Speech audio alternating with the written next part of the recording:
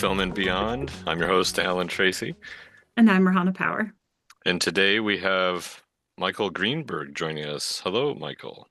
Hey, how you guys doing? Doing good. Yeah. Tell the people what you do, what you're kind Yeah, about. Yeah. I am I don't know, I just call myself a filmmaker. I write, direct, produce, edit. And I've been making films really since about 2016. I moved out to LA after college and moved home kind of right before the pandemic, luckily. And then Mhm. since then, I've just been making stuff and Oh, learning. Uh, yeah, I'm close to getting a first feature going. So we are heavy working on pre-pro and development for that, which is fun. nice. We'll get That's to that in a exciting. second here. Yeah. Yeah, Mhm. definitely interested to hear more about that. Before we dive in though, can you tell us something film world related that is, you know, interesting, unique about yourself? Yeah, I think a lot of the people in our community, especially in the film world, and all my the people that I've collaborated with and work with, don't know is that I was like a little 2-year-old on local and national television for golf.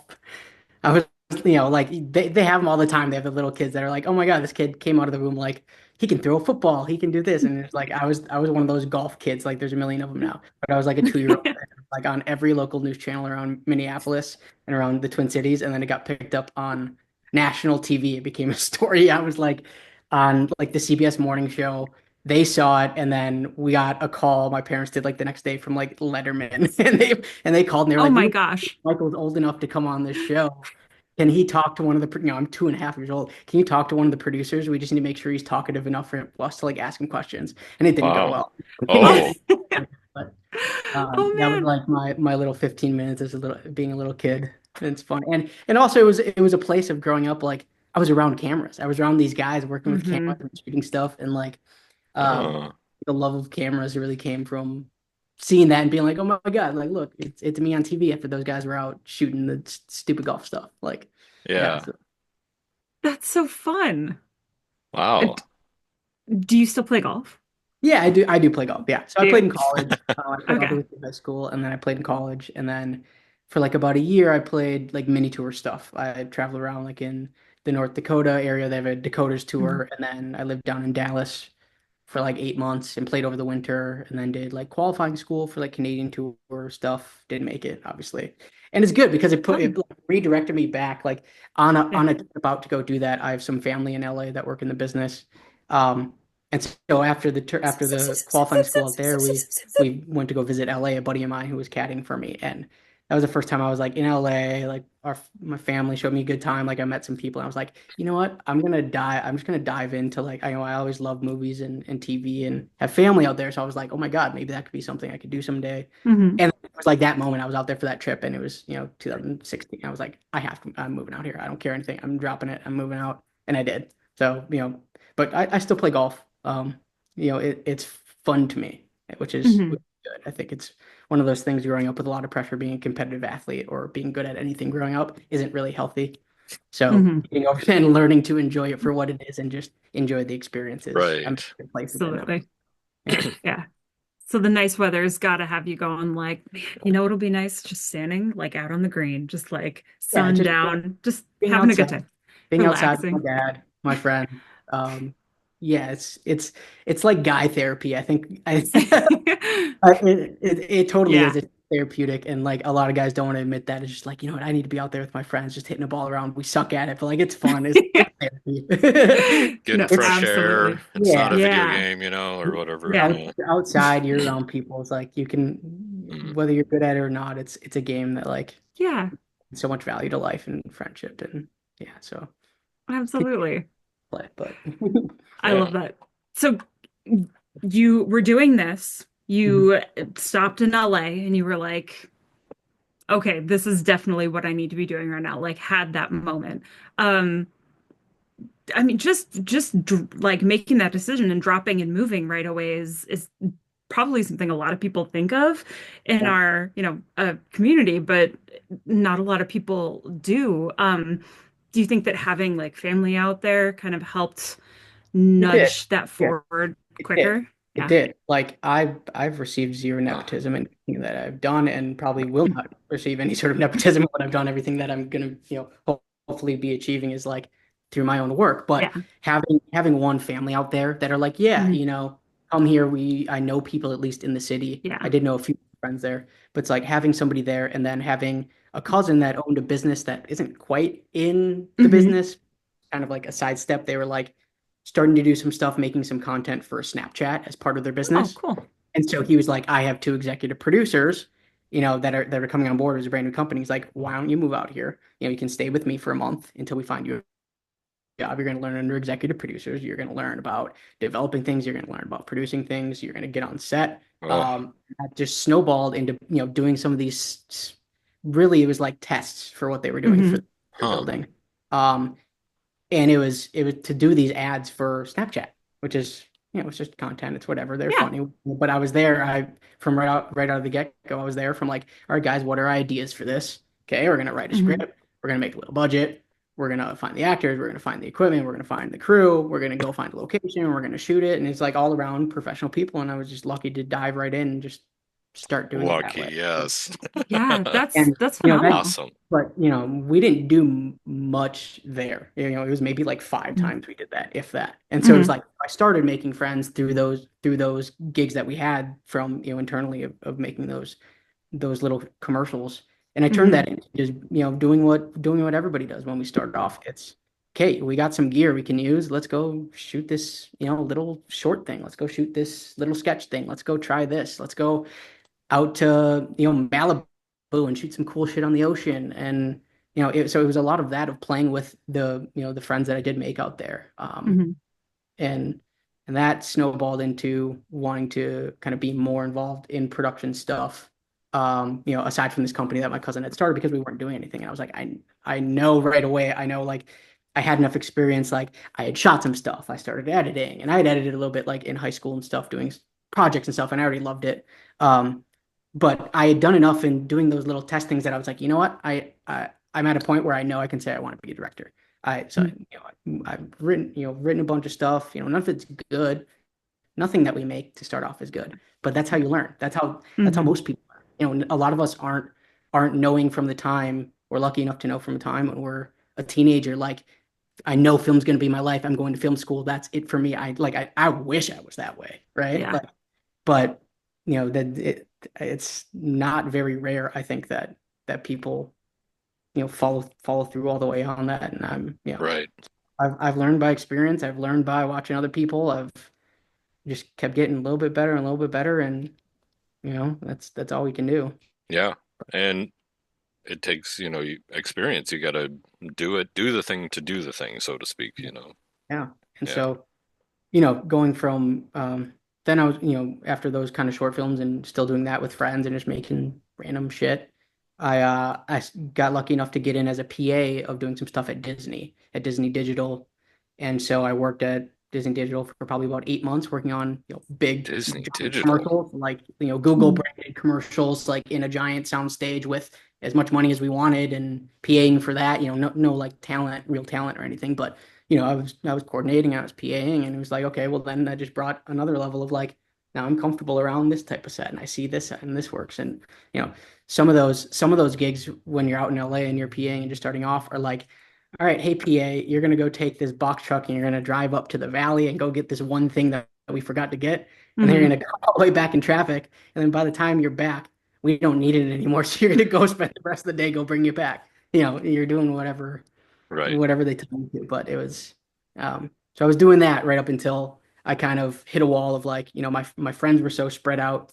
All my friends were like on the east side. I lived in Santa Monica when I lived there, and the pandemic was like just starting. I was like, you know what? I think it's a good time to move home. And so I moved home and um spent the Hmm. pandemic kind of pouting around like everybody else, plotting, like waiting to be like, all right, when it's over, I'm gonna start. If we're lucky enough that it's over, I'm gonna start making stuff. And then yeah, I jumped back right into it when the pandemic was over. And that's obviously been what, almost 5 years now. Jeez. Yeah. Yeah. Hey everyone. We've got 20 plus episodes up for you now on our Patreon with lots of fun chats, some really great guests. Yeah. And join for free and get extra episodes for as little as $5 a month. you can join in the link in the show notes. Check us out at patreon.com/film and beyond. Okay, so talk about the pandemic. Well, let's start before the pandemic. Let's do that, huh? So you're in LA. Where Santa Monica, you said, right? So, and your friends are on the east side? Like, are you talking Yeah, like they're all Burbank over. or what? In like Silver Lake, some in the Okay. valley, some over there, and it's a lot different than what we're used to here in Minneapolis. It's like, hey, do you want to hang out in a month and a half from now? It's like next, maybe I don't know. Well, I don't know if I want to drive an hour and a half to come see you on the Saturday, like, or I could just walk to the beach and spend time alone, like, and not spend time in traffic. But yeah, yeah, it's kind of like being lonely in a big city is kind of a thing too. I guess you're originally from Minnesota, is that right? Or okay, yeah, I'm originally from Plymouth. I went to Robbinsdale, Armstrong, Oh, and then cool. played golf in college at MSU Mankato. So I went to college down in Mankato. okay. And then Awesome. when did you move to LA exactly? What year? It was like in 2016. Oh wow, okay. I briefly stinted there for 2015, so We almost overlapped. yeah, almost. It was just like switch. Um, so like tell us about your time there. What else did you get into while you were there? Like obviously you meet a lot of people, so Yeah, met a lot of people. I still have some friends out there. I met a lot of people going to like young Hollywood CAA parties and stuff, and people at agencies, and a lot of what I found about LA is like, compared to what we have here, it's obviously there's a lot more work, there's a lot more competition in the normal sense, but you don't find people that are willing to work on stuff for free or willing to all learn together as much. When you start being serious about filmmaking, it's all of a situationship until, especially at the beginning like that. So a lot of those people, I'm like, I wouldn't call with what I'm doing now to say, hey, I got this actual real project we're working on. Like, I wouldn't do that. Like, Mhm. you find people that you've worked with before that all continue to rise together and just keep getting better. And yeah, that's what I've done. And then get lucky that people have seen your work and say, hey, I see what you're doing. What are you doing next? That type of thing is, um, and they're like, I'd love to be on that project. It's like then you're getting somewhere. right. But, Absolutely. so yeah, I still have friends out there, but um, besides, it was pretty isolated. It was pretty odd. If I think back on it, I wish I would have maybe tried a little harder to go network and do other things. But I was young. I was new. Yeah. I was green. So And you need the green sometimes to go yeah, you out, so do. it's like It's expensive to do anything out there when you're paying $2,000 for a hole in the wall. yeah. Um, you don't have much time to mess around. You're working And and so that's is it. everyone else. Yeah, Everyone's I yeah. don't know. It's a hustle out there for But sure. I, but one thing I would never take for granted ever being out there because as much as we do have a community here and I think we all hope that things start turning around and that we have more bigger projects. What you have out there is you just learn really quickly how the business act, how people operate, how they discuss things, how if you're lucky enough, how even smaller projects get developed, and that carries forward into like narrative work or whatever you're doing or commercial work. And it's just Mhm. the way people operate in the business. Um, they take it seriously, and that as they should. That's where things happen, and so I've learned that mindset and how people operate, and have tried to be like, what, okay, if I'm going to operate and I'm going to take this seriously, and I want to, I'm going to be a director and I'm going to get to making narrative films, and um, that's how it has to be. Um, Right. Mhm. I did learn that. I learned a bunch of stuff. I learned from great executives how to make a pitch deck, what goes in that, what needs to be in that. Nice. Even looking at my stupid scripts, they help me write, and it's a learning thing. And it's so I did have a lot of exposure to people that were successful. Like my boss out there, her husband was a pretty big line producer, and they were great to me, and help not really facilitate, but were supportive, and obviously my family out there was supportive, and yeah. So it was any experience of getting to go walk around a lot or see a sound stage Oh, or do any of that Mhm. stuff. You're not really working on those sets, but just yeah. being there. This is where I want to be someday. Yeah. Hopefully. very inspiring, I bet. magical out there. This is And be like, get really out of the shot, you guy over there. Like, no, the one day I was lucky enough to get on like Warner Brothers. There was nothing shooting, but it was like we had a family friend that worked there that would like I had lunch with, and then he was like, go walk around the lot, doing his part and like being like, go see if you can find PA work, and nothing was shooting. So it was like, I walked around oh, the lot, and the Shameless stage was open, and they were like pre-lighting for maybe rehearsals, and it was like walking around and looking on that set and being like, okay, so this is a giant sound stage, and that's how they do the bed. And it's like I didn't get the experience of actually working on the shows, but I get to see yeah. that. You know, I Was had a that big realm. sounds So, like maybe Paramount or Sony? Warner Brothers. Warner Brothers. Okay, even better. Very cool. Yeah, Yeah, it's fun.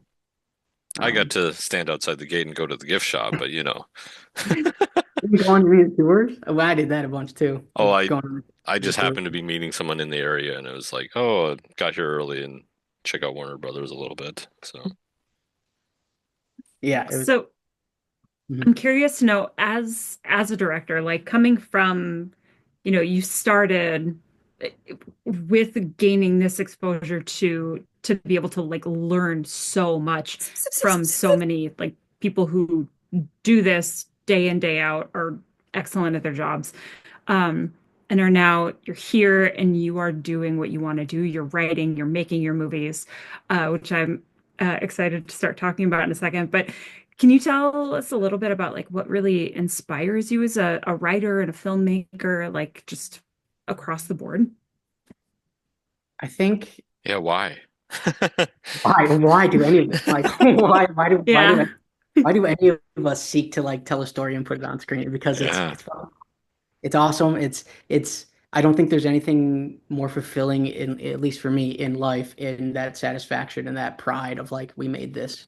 It's on screen. People are watching it and they're not being like you guys are frauds. Like the illusion is real and like being able uh, to not deceive people, but deceive people in the magic of making movies. And I want to be a part of that. I kind of growing up, I always knew I wanted to be a part of that. And it's so special. And I'm just since moving out there, I've just been obsessed with movies. I've been reading screenplays and watching movies and soaking it in because like that is also just without going to film schools like how are you gonna compete, how are you gonna learn the things you need to learn in a reasonable amount of time.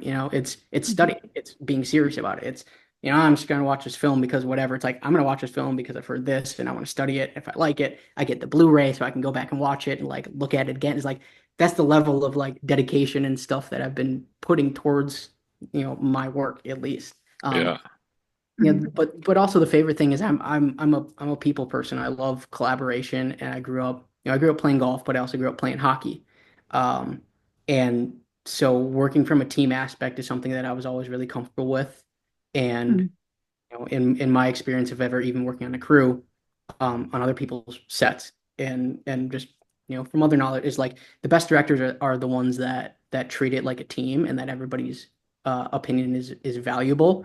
And if you build the right team as somebody that's making a project, and I trust those people to do their jobs, and I trust their opinion, there's absolutely no reason why if somebody comes to me with a good idea or says, "Hey, Michael, what about this?" Like, heck yeah, you're right. Like it is that collaboration and being on set and just that experience also I love about it. Mhm. Yeah. And then I just like to be working. I'm very detail oriented. I'm like an OCD type person almost Oh, when it comes okay. to that. So like like whether I'm writing, whether I'm directing is like the reason I want to continue doing so many things and not like, okay, I'm just going to hand it off to an editor and let them do their thing is because, well, why would I want to do that? I want to have the fun. I want to edit it. It's like Mhm. um Yeah. having hands on and my hands in it is um I just love it. So, it's I'm treating it as work now, but it's a blessing to be able to do anything related to it. Absolutely. Um, do you have any favorite like directors or anyone that you're A maybe lot, whether but from the filmmaker perspective or even just from like if you somehow detach, which I don't think any of us can detach from like the knowledge that we have after yeah, working here, but I they are always special to me because of obviously they are Jewish filmmakers from Minnesota. They are probably the biggest filmmakers that have come out of here, the Coen brothers. And Mm. they went to the same high school as my parents. They live like Oh, there's so many, I don't know them. My family doesn't know them. Mhm. Somebody through somebody, the Jewish community here isn't that big. Somebody through somebody is like their cousin still in town.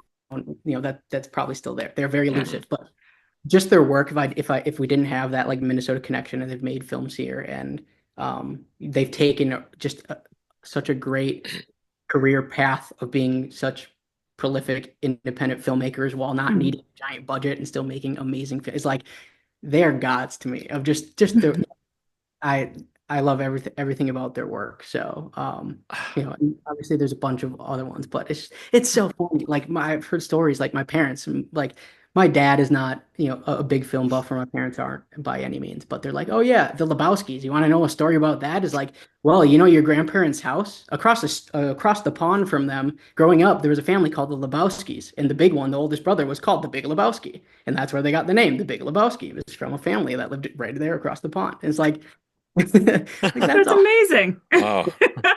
Having it's like it gives me faith that what I'm doing is I'm on the right path and worth it. And if those guys, the way they started, I've taken a little bit more of a modern approach to what they've done, but really I've looked at how they started their career and I said, okay, I see how they're doing it. I'm gonna do it like that. Mhm. They made short films growing up, and then they got to the point one of them was an assistant editor on Evil Dead, I think. And then with friends from that and Sam Raimi, they made a trailer and they had a script. And Sam was like, "Yeah, let's make a trailer for this script that you guys have." So they did it. And then what do they do? They're like, "Well, okay, we need about I think it was like $850,000, or maybe even closer to a million in 1984." And so they took that trailer around to the community here in Minneapolis, house, by dentist office, by group of business owners, raising $10,000 at a time over a year. They would never step foot on a feature film set, not once, not even on set. He helped edit. I think it was Ethan that helped edit one. Huh. Um, and then all of a sudden they're directing an industry indie movie that it was successful, and it was blood simple, obviously. They shot in Texas, but it was like they didn't know what they were doing. They hadn't been on a feature set before, and it's like if and obviously it's our world is a lot different than 1984, where people aren't going to be that amazed by like, oh wow, you made a trailer, like good, like we can do Right. that. The point is like they figured out an avenue to make something of quality that sold and made their investors money and then Mhm. launched. I So just imagine like a little 8 millimeter or 16 millimeter, some sort of projector. Because, yeah, I they mean, brought what? house to house. Yeah. Yeah, And a screen, maybe. I don't know. Something.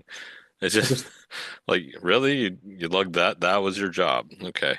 people were impressed, and people were like, "Yep, here's 10 grand, here's 20 grand, go make your movie." And it took them a year, but they did it, and um, it's what I have. I think a lot of people that have collaborated with me know that like when I set my mind to something, I'm going to do it. I'm going to follow through. I think it would kill me, and it has killed me to ever not finish a project. Mhm. Um, It but happens. yeah, but I really take like an athlete's mentality of working towards things, of continuing to get better, of pushing forward. What's next? hmm That- hmm Mhm. So so, Happy Gilmore, more like Happy Greenberg, just in the other direction with like ho golf to hockey, then, right? So, yeah, yeah, a little bit. So you had mentioned that you're working on a feature now. Yeah, Is this going to be your first feature, yeah, or have you done? Okay, can yeah, you tell us a little bit about that, yeah. I can give you or a little like bit. without giving too many spoilers that you maybe can't share? But Yeah, I'll leave it really simple. I don't know about, like plot and stuff a lot. But it's a neo-noir thriller called Come Down. Ooh. Um, so it's just a good cross section of everything I love in movies. There's you know it's a lot of everything I love. I don't know. There's some Cohen kind of absurdity in it. There's some Tarantino-esque type stuff. There's some Taxi Driver type stuff. We talk about other good filmmakers. One of my favorites, more modern, or like the Safdie brothers. And I took a lot of influence for Come Down from Good Time by the yep. Safdie brothers. I was gonna And I say, Mm-hmm. love that movie so much. And I brought elements of like that and Taxi Driver, maybe a little from Pulp Fiction. And it's a really tight 85 minute. neo noir thriller that, I wrote it and I'm like, you know what, I'm gonna make this project for whatever it takes to make this project. And, I've been lucky enough with the quality of stuff I've made and the knowledge I have and the contacts to, it's turned into something more of like an industry indie, which we're not there yet. We're just starting to be going out for financing. But I think my goal really quickly turned into doing something that is a Marmalade or Downtown Owl level film, but made by Minnesota. It's not made by Mhm. Californians coming here to take advantage of our crew. It's, we're going to bring in the talent and we're going to bring in the money, and 99% of the people are going to be from, besides the talent, are going to be from Yeah. here. And so that's what it turned into. And there's a few people working that have worked on it. Our producing team is myself, Brian Steenerson, who did post sound on a couple of my other last films, and has produced some smaller features. And then our main producer is AJ Ranella, who's been a Mhm. working line producer for forever. Has Was a line producer on all the Hallmark films and a bunch of other indie film. He's been working in the industry forever, and he's our guy. He came in and read the script. And he's like, I love it. Yes, let's make a movie in Minnesota. Mhm. Here's the level that it should be at. Don't sell it short. It's a great script. And so we're just literally just today we were looking over most likely our final budget, and we're going to finish up our investor deck, and we're going to start sending it to talent that we're looking for, and Nice. test it and go for it. So we're hoping to shoot in the fall. I don't know. It's a lofty goal. Um, Yeah. but that's our A goal. So we're shooting for it. If we have to push back, we push back. But things are moving well now. Yeah.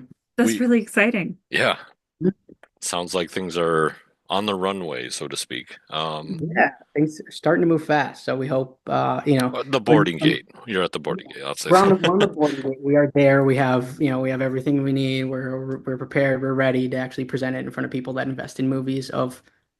You're talking about a $2 million and over. These aren't random Mhm. people. These are investors and financiers that invest in industry level indies of $2 million to $20 million. If that's who we're talking to. So, Mhm. um, and part of that is just because of the context that we have of like, okay, these guys won't look at a film under that. So why should we settle? Why don't we go find talent that's going to sell the film and hopefully reach a worldwide audience made here in Minnesota? So that's the Yeah. goal.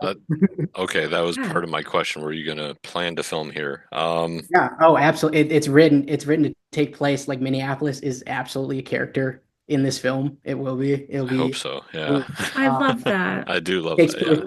either it takes place all in North Minneapolis or downtown. Even a bunch of stuff on the Stone Arch Bridge. So Okay. Oh, we will hopefully be shooting all over Minneapolis. Yeah. Rahana's got the stone arch there. Or is that? yep, right. Or Yeah, you no, do. is it? Yeah. It looks like it. Uh, um, so I To the love north. that filming like in Minnesota is so important to you. Can you tell us a little bit about like what you love about filming here? I would never have been able to continue to experiment and work and grow as a filmmaker without the incredible community we have here. If you're with like-minded people and they like you and they see you and they trust your work and they know that you're going to deliver, people have been so generous to come and work on my sets for food. That's the thing. Hmm. And we've all gained something from it. We all have benefited from the experience or from learning, or this is a bigger role for somebody. Hmm. Uh, of just by treating it seriously, and I think we've run fantastic sets and people have had a good time and learned stuff and we've made good stuff. And so the people here, I couldn't have done what even these past two short films that we've done. I couldn't have done that in LA. I would need Hmm. $100,000 budget to do that, $50,000 budget. Like that doesn't happen in other places. And I obviously I want to be as loyal as possible and give a bunch of people that collaborated with me, full paid gigs and Right. opportunities to work on a film like a size of Marmalade or Downtown Owl because, a lot of times when bigger films come in town, it's the same group of people that have worked on all those because the filmmakers Hmm. aren't from here. They're gonna Yeah. ask the film board who's the top five guy for all these, and they're gonna give you one answer, and they're gonna say, all right, great. It's like that's meaningful. Yeah, I know they're good at their job and they qualify, but I also know this guy who's never been an art director on a film or a production designer, and he's absolutely insane at what he does. So he did, Hmm. and I've 10 of those people. Um, And so, Nice. with a project like this where we're developing it from the inside out, we have the ability to do that. Um, Yeah. And yeah, there's been quite a stir and at the well now Explorer Minnesota film. mhm. As you know, you were there. Um, but yeah, we're do you feel confident that I don't know how projects are being selected, I guess. I don't know how that works even with the tax incentive or But they're not selected. I mean, if you're spending over $1 million in state, you're benefiting from the tax incentive. So yeah, okay. Okay. we are, but the joke of the issue going on there is we're not supporting our filmmakers. Not everybody in town is trying to develop a project like I am. Um, And if tax incentives were more on our side, maybe like a $300,000 level or even under, I probably wouldn't be trying to do something. I'd probably be like, you know what, I'm fine with doing whatever it is. We're going to get it done in 6 months, though. Right. But if those tax incentives actually helped out, but they don't, and obviously there's a change of leadership going on there, but Mhm. I think it's delusional for them to say, well, here's $25 million, guys, sitting aside, but also we have the 48th ranked second to worst in the entire country for tax incentives at that over $1 million level. That's not actually trying. That's the bare minimum. And it's Mm. also kind of ridiculous that we're like $25 million. Like, do you know how much money like somebody would have to come in here and spend to use up $25 million in a year? That won't happen. So it's like you could siphon off, even if you wanted to have like any outside productions at like $1 million, you could siphon off and say, here's $2 million for just local filmmakers, and we probably still wouldn't use that up. But if we Right. have a Mhm. more accessible level, maybe we'd get to a point where instead of 3 or 4 people in this town trying to do bigger things, we'd have like 8, 10 people. First they snowball into bigger stuff. Is like having more access will only help us grow to then there's not 4 people or 5 people trying to do a film of this size. There's eventually 15 people.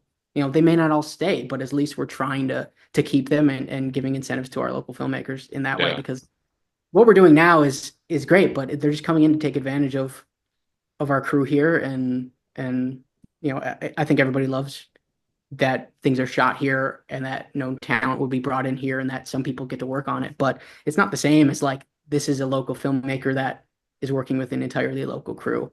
We're Hmm. just Mhm. bringing in known talent so that we can sell the film on a worldwide scale, um, and and get the money because of that. But all of it's going into the pockets of Minnesotans that way, not producers and above the line from LA or Atlanta, New York. So Yeah. I'm doing my part. Yeah. Yeah. So, oh, go ahead, Ellen.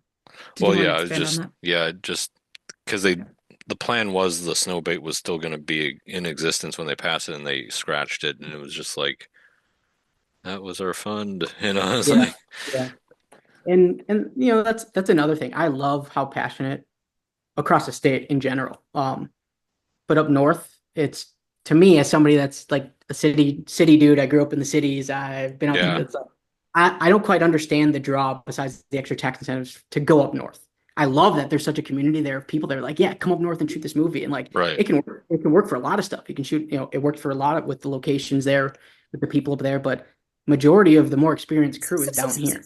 The more diverse locations are down here. Is like I want to see if Minnesota is really going to get serious about being, some sort of hub, we need bigger things happening here in the cities where majority of the crew is, Right.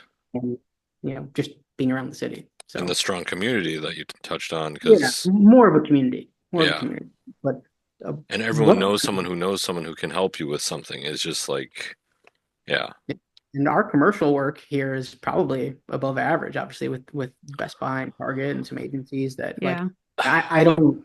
So I've that's that's but something I noticed at like the original like when they disbanded Minnesota Film and TV that end of the year thing. I didn't know anyone on the commercial side. I knew everyone on the film side, but it was like, who are you? Like yeah, we do yeah. not cross unless you're like a makeup artist or maybe a gaffer or Yeah, if they have good intention, they care about narrative stuff, they'll cross over. There's a lot of them that are like, this is my job. Sorry, guys. Like, I see what you're doing narratively, but filmmaking to them in the sense of narrative work may not be important to them. And it's just a paycheck and it's a skill that they have. And I get that. Mhm. I totally get that. Mhm. It's a job, you know?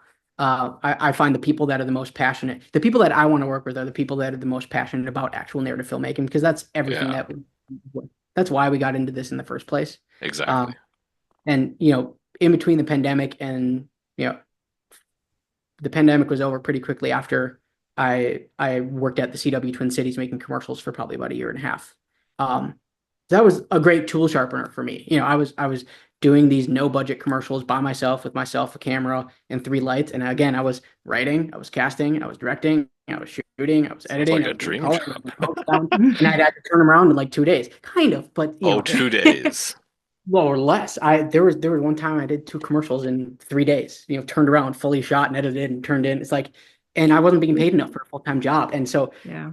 as far as a tool sharpener for me, great, great. I Ah, made commercials. It was fun. My commercials were always like narrative spun. I always wanted to have some sort of narrative with like 10 seconds of a sell at the end. I'm like, there's my commercial, guys. This is my little short film for this company.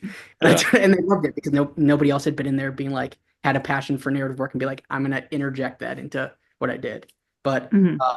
I very quickly felt like they didn't care about quality. We didn't have any budget. We weren't paying. I didn't have budget for locations. I didn't have budget to pay actors appropriately, and it just I don't obviously I don't Sounds like also CW in general. No, I'm just kidding. I don't quite align with the values of the parent company of it's a Yeah. math. Uh-huh. So I decided I was like, you know what, I did this job. I learned a lot from it. It helped me grow, but I'm done and I don't want to. I really don't do anything commercial anymore. Oh, okay. Mhm.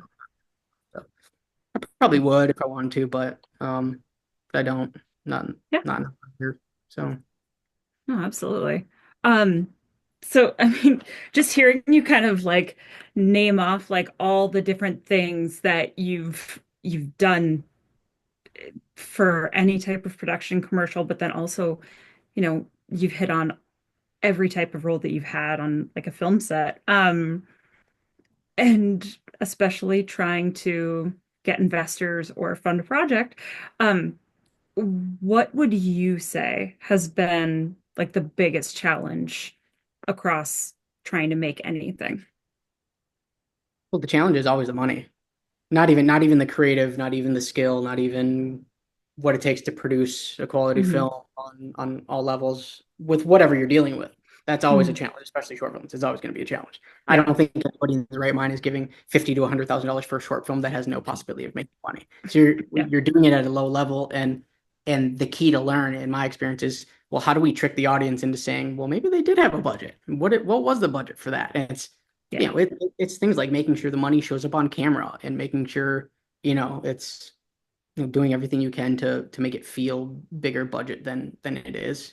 That is it's also experience in learning that and growing and experience of doing all that stuff. But um, I think I think just flat out like me, if I start something, I'm going to finish it. And a lot of my Hmm. friends that are now really good friends of mine, they're like, you stuck out to me because I kind of called your bluff and said, you know what, Mike, I'll give you, I'll show up with the Alexa if you do all the rest of the work, but I'll show up for those 2 days and shoot it. And I said, all right, here's the date we're shooting it, show up. And I did it. And I didn't have anybody help me. I got actors and I got crew and everybody that was willing to learn. It was like, yeah, we're just gonna make a short film. And it's like, that was like the first thing I didn't, really did in talent. And it was like people called my bluff and I followed through and we finished it. I never ended up releasing it, but that wasn't the point. Hmm. I didn't feel like I wanted to. But it was learning. Hmm. It was taking it was taking advantage of somebody being like, yeah, I'll show up and do it, and it's follow through, What follow was through. it? Make up. Oh, my good friend Carson, DNN, and DNN is gonna co-produce my feature with us. So they're on as co-producers. That's Carson Nordgaard and Dave Dybel, and they're a production company mainly out of North Dakota. Uh, Okay. they have like 3 locations in North Dakota, and then they had the first volume wall in town, the LED volume wall. Is that Um, oh the Oh. is that DN? What is it? DNN. DNN. Okay. Yep. Yep. That's Cinematics or something. company, and they're in narrative work too. Their company is I can't say enough good things about them. Mhm. They've they've been involved in every one of the North Dakota films. There's really only one company, one guy out in North Dakota doing it at you know a pretty impressive level for not that many times, but he's made about 4 short films. His name's Dan Belinsky. He's a great dude, and he's Mm, also a writer, sounds actor, familiar. director. Yeah. Yeah, and so a lot of us from Minnesota who know, through Carson and Dave went to go work on it this summer. They shot 2 features out in Bismarck this summer. Bismarck and then Hmm. and they're at a impressive budget level for what they are. Some of their stuff is kind of faith based slightly, Yeah. um, but it's impressive. I mean, I went out there to work on the second feature this summer, and I just was filling in. I don't crew that much. I've AC'd and stuff, and so if somebody asks me like, hey, do you want to AC? Yeah, I'll do it. I like hanging out on set. So I went out there to originally just hang out for DIT to fill in for one of their guys, and I realized they were planning a B camera with no B second AC. So I was like, I'm here, I'm out here. We might as well just like stick out for another month. And they're like, yeah, hang on. So but it's so I stuck on for another month. And it was impressive what they had. I mean, they turned an old Kmart into a soundstage out there. They shot almost Nice. the first film in the soundstage with virtual production, almost entirely in an entire 90-minute film in either sets they built in this Kmart or sets they built around a virtual production wall. And Oh, it was so cool to see that. And then the second one, which was a little bit bigger of a film, we had about 14 sets built in interior, and then we shipped out to the Badlands, out to Medora, and they had 2 different town sites built, a big town site and then a small town site. And so we were out all around Medora shooting out there, and yeah, it do you was an experience. We were making a Western. It was fun. do you know Malia Holy. Vance, art department usually, Mm-mm. or PA? Okay. Mm-mm. She Was was he out there? on she was a previous guest and she had talked about like these towns sets being built and so Yeah, that the sounds like the same thing. So, 2 big ones. Yeah, it was, or at least the they, same set. So, yeah, yeah, yeah, it was. There were a bunch of people that worked on it, but some nice. Minneapolis, a lot of Minneapolis people too that came over Hmm. onto the See, set. from the cities too, right? Which is So it's like, exciting. Yeah. Yeah, so it's all these people that are qualified that have worked on the bigger budgets in town. It's like, well, I just want to develop one that's made by Minnesotans at that level, and that's Hmm. if we did that, it would be, I think, a really good thing for not only crew but just the entire filmmaking community, and hopefully start off on the line of like, okay, it can be done. Like, who's next? Yeah. Like, that's it can only everybody rises when the tide shifts. So right.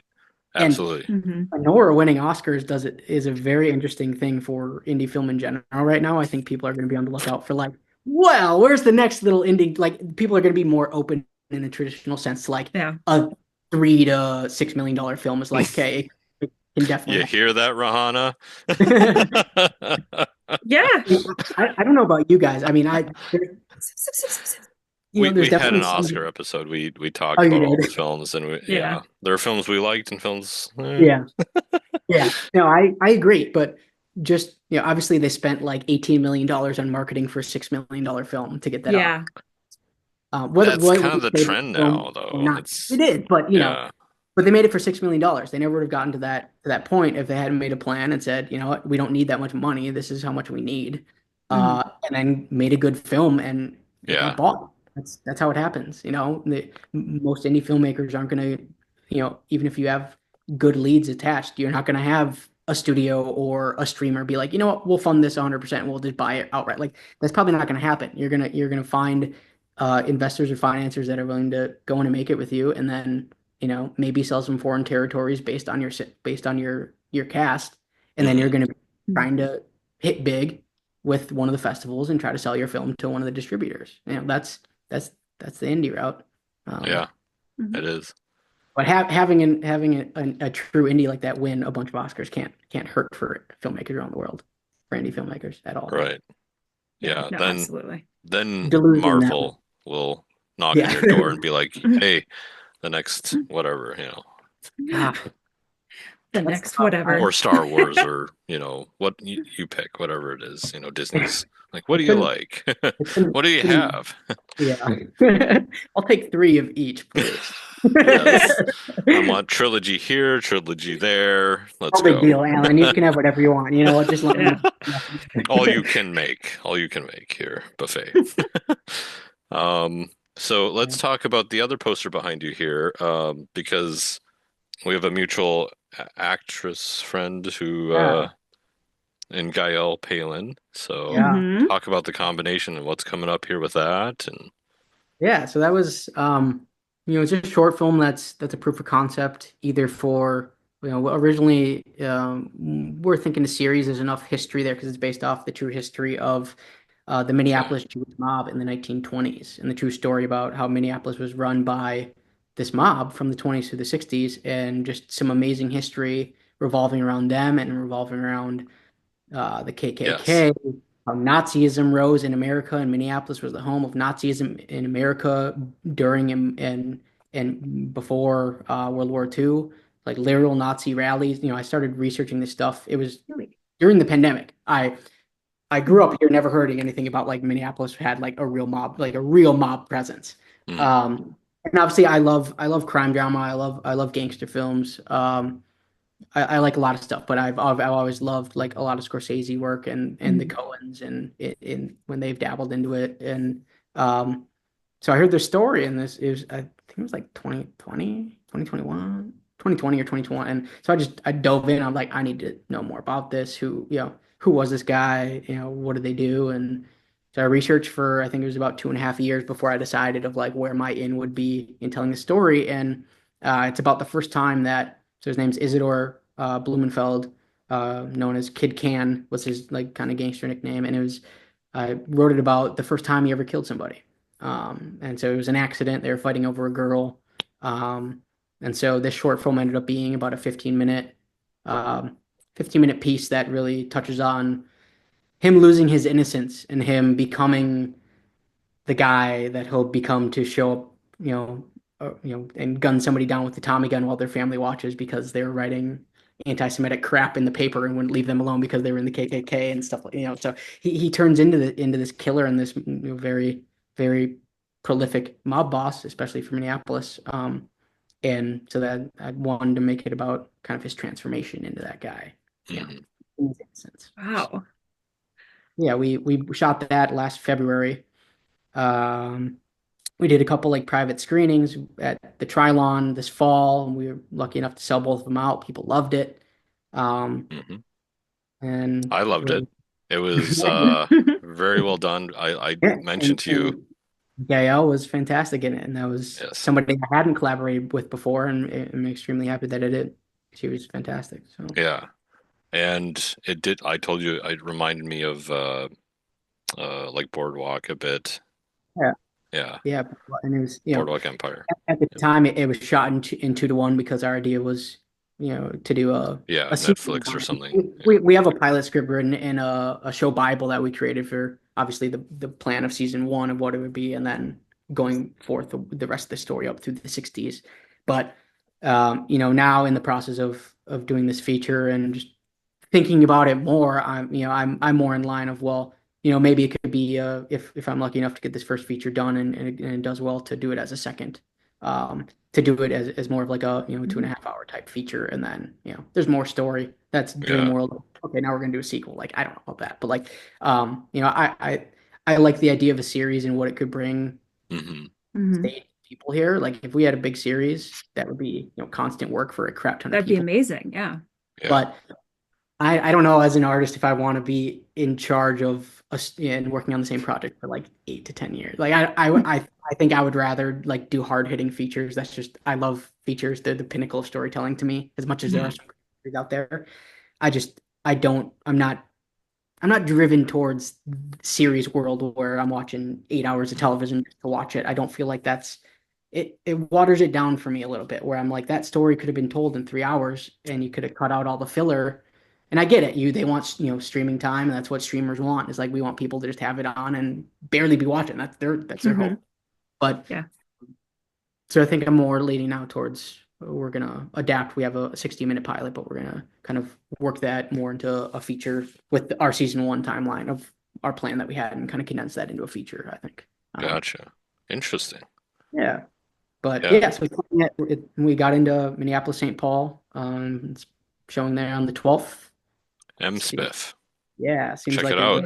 Yeah. Well, this Saturday, based on when this comes out Yep. on on that Monday. So Yeah, there should be. I don't know if there'll be tickets left. Hopefully, I know a lot of the features are selling out, which is great. It's always a great festival. This year the lineup is great. Yeah, Um, Hmm. shorts, especially on the weekend in Minnesota, one based ones usually would because yeah, everyone's here. Everyone yeah, will yeah. see, whatever. It's definitely an honor to be selected and be among, uh, I think there's a handful of local filmmakers as there should be, and then it's like literally like films from around the world with amazing artists, and Hmm. to be considered in that and included in that is awesome. Yeah, Hmm. M. Smith is kind of interesting because they're kind of at the end of the festival cycle, so it's like, um, well, you won't have to wait too long to see it again, or if it's like a major, if they got Yeah, distribution or something. Yeah, yeah, so yeah, absolutely. Yeah, I'm planning to, being in the festival, we get free passes to go see anything we want. I'm going to use the crap out of that Yeah. pass. oh, nice, That's nice. that's Yeah. also the benefit of having is like, okay, I'm gonna go see these 12 films and not bat an eye because I don't have to pay anything because my film's in it and I get free Yeah, tickets. Yeah. buy all the Great, buy the love it. large popcorn, buy. Yeah, Yeah. Just live at the theater. Yeah. might as well. So like yeah, because combination, I mean, you got kind of got a home run pitch there because it's based on a true story. You got Yeah, the gangster element. You got Prohibition time right. yeah, So like yeah. We did Untouchables era. So what we it was a combination of how we like financed that little film. It was it's a combination. Is it really? it was a Okay. combination. We had some, I like and part. I think my least favorite part of doing short films is like figuring out how to finance these things because most of Oh us are yeah. in a crowd fund and Yeah. Yep. would donate to like it just I hate it. I hate it. I don't like that. Like I I hate it. Obviously, we all Did, need to figure out how we do it, but we did. We raised but the reason why we were able to do it is because there's local history there. People can't, yeah. it's Yeah. something that like, oh, this isn't just like a whatever short film. It's like, okay, this is based off history. There's some sort of like community pull there. Like, yeah, we want to see this. Nobody's told this story. So, Huh. Hmm. we got about halfway there with crowdfunding.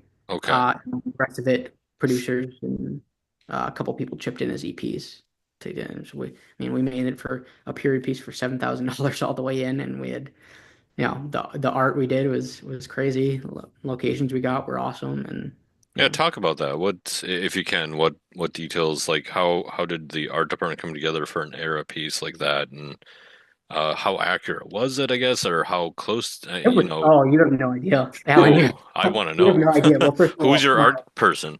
Alex Weston Okay. is Okay.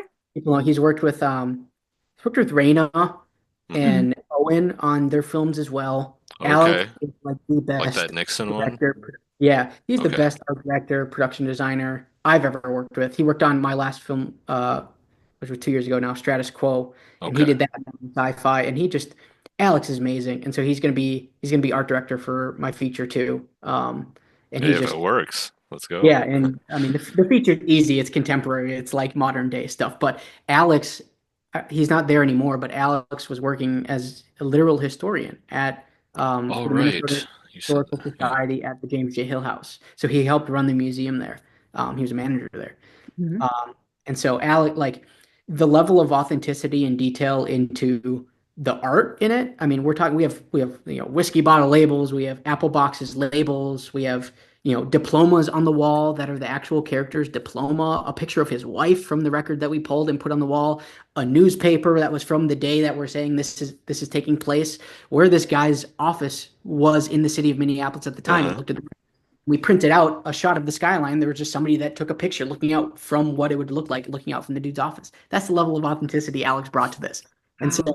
we're talking about period piece. It was obviously a combination of our locations, A which permutation. No, I'm just yeah, kidding. I'm just kidding. we shot doing it in a period appropriate place for half of it, which was the James J. Hill House because he was a manager there. They were like, yeah, you can come film here for a day. So we did that, and Wow. we dressed one of the rooms that the staff uses upstairs. That's not in the walking tour for if anybody goes there um, for the tour, but it's just one of the little offices that they have. And so we cleared it out. We dressed it with mainly stuff from the museum, and then brought in our own specified art stuff Hmm. um, Oof. and then costumes. And it's like you do that, but the authenticity of like that light on the wall is from the 1920s, whether it's working with the flame with gas or not anime. A Yeah. The hundred velocity, years ago? Yeah, the blinds were put there by the dude's wife in 1928. Is like those are the real blinds. Like, be careful, guys. Like, you can't beat authenticity. Wow. Um, so then this, but then the second location was the Speakeasy, and that was a little bit more of like, well, are we gonna go try to find like, there's a few of them in town that are, that we'd Mm, have to night or something, that wouldn't be ideal. They probably want to shut down. We don't have enough budget to really like pay them to shut it down, and so right. we just, I'm friends with Dual Studios. It's the Brodsky brothers. They do a lot of commercial work. Um, That's what it is. Yep. yeah, they're fantastic dudes. I've known them for a while, and just upstairs in their studio, it's just above, in an old building in St. Paul.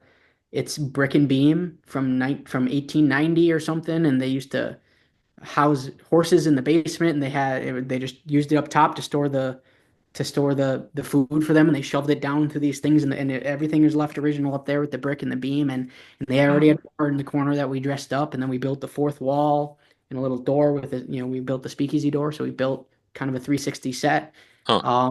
lit it right and dressed it right and covered anything that was modern, and there you go. You got a little first speakeasy for these 24-year-old dudes like that would have been in the basement. I'm like, I believe this all day long, and then. Yeah. Yeah. Because it had like a cement floor and yeah. Yeah, it was their first speakeasy. These dudes were 23. They fell kind of backwards into when Prohibition started. They were always kind of from growing up in the criminal gangs of young kids. Their dad had died, and pretty easily and quickly they got into selling newspapers to running errands for madams and other kind of criminals around town. So then when Prohibition happened, they were kind of right at the right age. There's three brothers that they were like, okay, we can make this work. We know people in Canada that could get us booze. Let's start Mhm. running. It started off as simple as these three brothers like running some booze down, and then within like 2, 3 years, they are literally like the kingpins in Minneapolis of like they have the governor in their pocket. They have like just an insane like. And what I like about the fun thing about what the project would be is like in gangster stuff and gangster pictures a lot we see like we always see the fall down or like Mhm. we are already the biggest thing in town and what's your downfall? Like we're going to be doing the exact opposite. We're going to be doing like Yeah. these 20 some year old kids that have no idea what they're doing and somehow end up on top. And that, I haven't seen a lot. Hmm. One film, I can't remember the name of it, with Shia LaBeouf. Yes. In it. It And was a Tom prohibition. Hardy. That's sort of the vibe of it. Of Yeah. we're much more specific in being like this is based off actual historical events. Mhm. Most of what we do is going to be like this took place. There's a record for it, so we're going to build the narrative around it how we need to make it interesting and ultimately tell the story in the way we want to. But every giant major event would be like this is documented. We're trying to bring authenticity to it, but we also got to make it entertaining and put Right. some sort of. Yeah. So Argo. Yeah. yeah, That's awesome. yeah, I love the genre and I love like the authenticity of it. But I mean, those kind of movies are just you can't beat them. Like, yeah. how are you not drawn in by it? And the fact that it's from here and like I know I've never heard of all of this. So Hmm. this is exciting. It's kind of amazing the whether it's a film or a series, a series would more touch on the other stuff that kind of the ripple effects of like that we know as like Minnesota history, but was because of them. Like, Hmm. this mayor got elected over this guy because this guy was working with the other gang, and so they needed a guy to plug in that would give them the legal liquor licenses. And it's like, so that's how Hubert Humphrey got elected. And it's like, I didn't know that. Like, yep, that's how things are run. Yeah. Oh It's man. Right. it's everything. I mean, and there's negatives too. I mean, like the reason why Minneapolis doesn't have an old school railway system anymore Yep. is because McCann in the 50s or 60s cashed in about three different ways. He was in bed with the government, saying, proposing this. He had a stake in the recycling company that was getting all the scrap metal, and he had a stake in the diesel bus company that was gonna now be funded to supply buses to Minneapolis. So they ripped out our old railway system because he cashed in three different times on it, and Yeah. that was kind of like Wow. towards the end of until the FBI got him on a and finally got him and locked him up. And Yeah. it's a great story. I mean, Was that he's who was that? Kid Can is Same Robert. guy. He, Yeah. who was the governor or not I don't know. governor? I guess mayor at that time. I don't know. It's been, we're talking about years since we've I written. Yeah. I I took a history class on they talked about that, like how, and they showed a picture of like I think it was the mayor's or someone in front of the rail cars burning, basically, like burning the rail cars. So Yeah. I mean, it's like, it's that, and why? then it's all the prolific, whether you what I love about that era is, it it's the same as today. It's, no, I don't think anybody is inherently good or inherently bad. We may do good and bad things, but even somebody we perceive as good may not be good. The people that are doing bad things, we see them as, we see Kid Can as known in our history books and in our newspapers as the most evil, awful, corrupt guy. But look who he was killing. He was killing KKK members and Nazis. Like Hmm. that added another level of like depth and intrigue and like, well, we're judging the morality of the entire world at that point. And obviously around World War II and before, the world wasn't a great place with, unfortunately it's risen again today in the things that everybody fought to be down Hmm. and hate and across all boards. And so it's unfortunately Yeah. relevant. Um, Right. it touches on anti-Semitism. I'm Jewish, but when I wrote it, I wasn't trying to make a statement. I was like, yeah, these guys would have been in the KKK. They'd punch this Nazi, and it was like, oh my God, like what world are we living in where now this film is like, I could see film festivals not wanting this because of what's going on in the world, and I'm like, it was just almost bad Yeah. timing. Good time. Or wanting it because of that. Being like, Yeah, hey, or wanting. this, yeah. No, you know, eh, and it was But never meant to be political. It was meant to be more of an authentic, like, take on history. Right. yeah. Which So it is. unfortunately, I yeah, think yeah, so. Yeah. we did our best to make it authentic and to make it realistic. And I think we did. I can put my name on it. I'm happy to promote it and say, yeah, I'm proud of that film. And um, so yeah, hopefully people at MSPIF like it. Yeah. Right. Well, I'm definitely excited to see it. It sounds awesome. Um, so before we let you go and enjoy your evening, I have a couple more questions for you. One is, where can people find some of your work, or how can they contact you if they want to work with you? Yeah, so I just have one short out right now that was in Okay. the Minneapolis St. Paul, it's in the same festival last year that's just on YouTube for I don't really promote it that much. Okay. 7 minute sci-fi that we made 2 years ago. It was in a few festivals, but mainly just I don't push to a lot of different festivals. I don't know why. I've never Mhm. like been like, I'm just gonna like throw it out there. It's like I don't want to spend the money and do that, and I don't know. But so that's on YouTube with North Coast Entertainment. There's a page there for that, and then What's the film? it's called Stratus Quo. Okay. Yeah. Status Quo, starring Joy Ford and Travis Hmm. Richardson and Mhm. Aaron Echo. We've had Yeah, Joy that's on the podcast before. Yeah. yeah, I love everybody loves Joy. Yeah. All Aaron and Travis, they're all great working actors that do a lot of narrative stuff and have good hearts. So that's you know Mhm.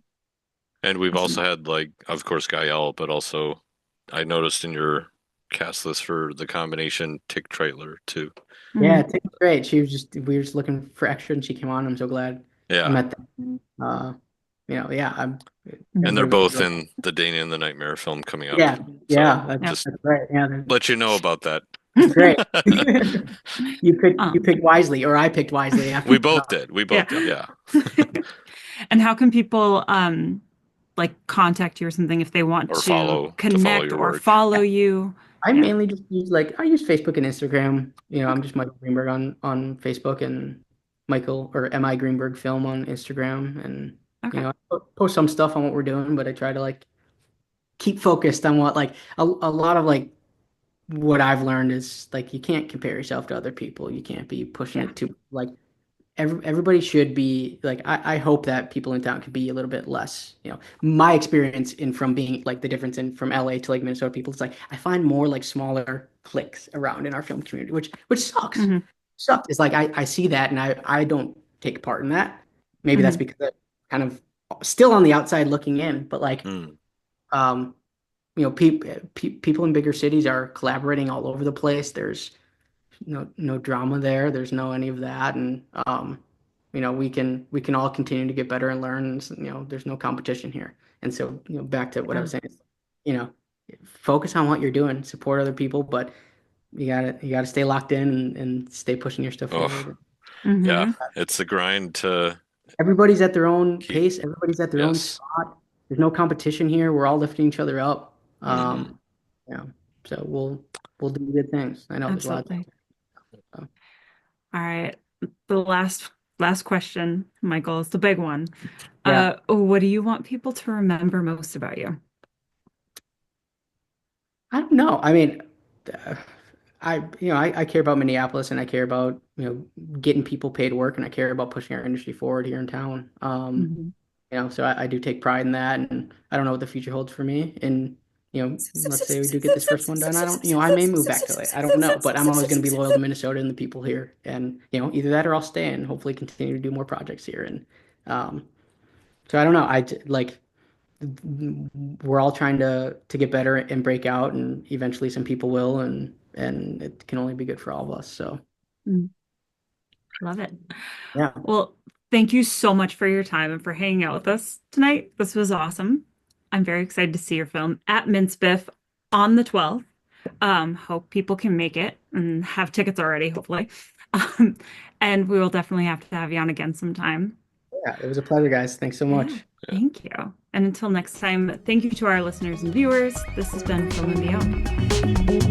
Well done.